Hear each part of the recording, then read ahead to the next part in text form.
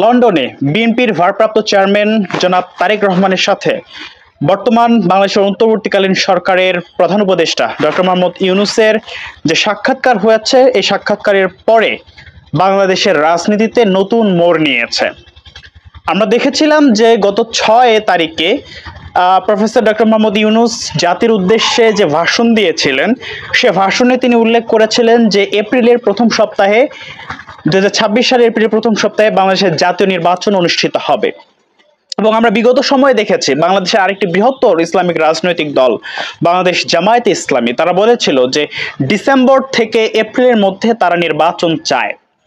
তো আজকে আমরা দেখলাম যে লন্ডনে যখন জনাব তারেক রহমানের সাথে প্রফেসর ডক্টর মোহাম্মদ ইউনূস সাক্ষাৎ করলেন, এই সাক্ষাৎকারের পরে সেখান থেকে সংবাদ আসলো যে আগামী 2026 সালের ফেব্রুয়ারিতেই, অর্থাৎ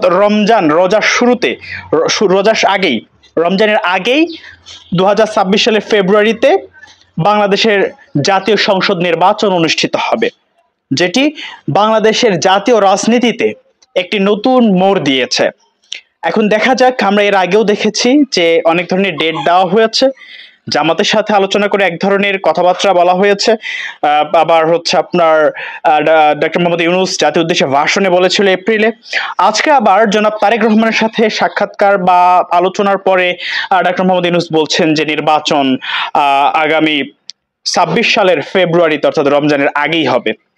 তো এটাই রাজনীতিতে নতুন মোড় নিয়েছে। দেখা যাক বাংলাদেশের নির্বাচন কবে হয়। আশা করা যায় যে ফেব্রুয়ারি মার্চ এর মধ্যেই বাংলাদেশের জাতীয় নির্বাচন অনুষ্ঠিত হবে, যদি কোনো প্রকার সমস্যা তৈরি না হয়।